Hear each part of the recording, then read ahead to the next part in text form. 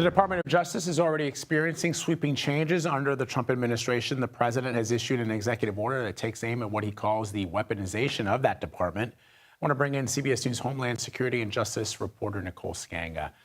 Nicole, among those orders aimed at the Justice Department, what sort of stands out to you?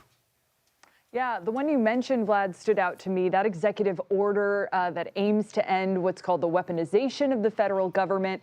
And it's a little bit vague in its wording, but what it does is it directs the U.S. Attorney General and the Director of the National Intelligence to review what it calls potential misconduct within the Justice Department, the SEC, the Federal Trade Commission, and the broader intelligence community that may have occurred in the last 4 years. Another one, with the stroke of a pen, the president also revoked the security clearances of 51 former intelligence officials who had signed a 2020 letter arguing that emails from a laptop belonging to Hunter Biden carried the, quote, earmarks of Russian information operations, plus that of his former national security advisor, John Bolton. Perhaps a little retribution there. Trump, also ordering his administration to delay enforcing that federal ban against TikTok, giving, the app's Chinese parent company, buying them a little more time to broker a deal with a potential American buyer.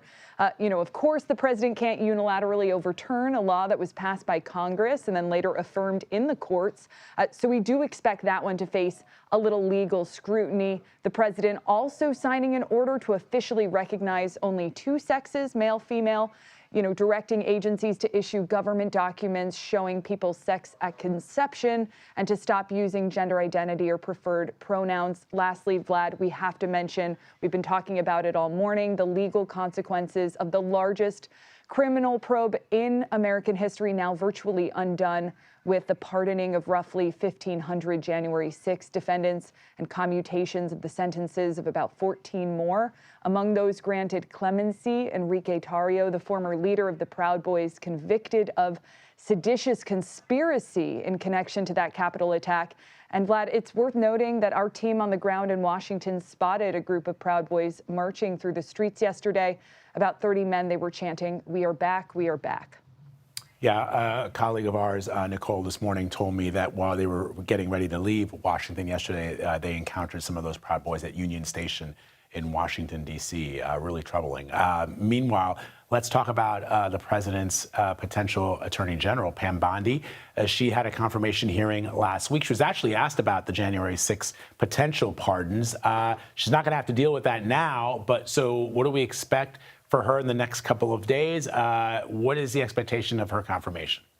Yeah, Vlad, so many of the things she was asked about, we've already seen action on. We do await a vote of Pam Bondi out of the Senate Judiciary Committee, but that's expected.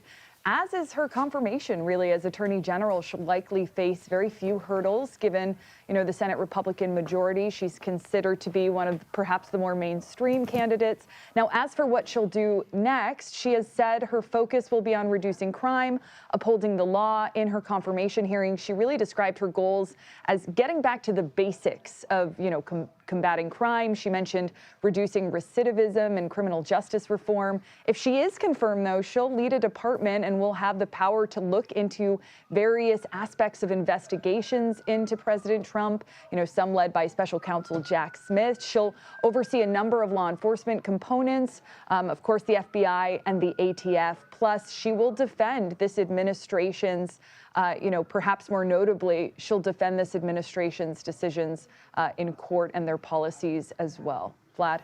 All right, Nicole, thank you very much. Appreciate it.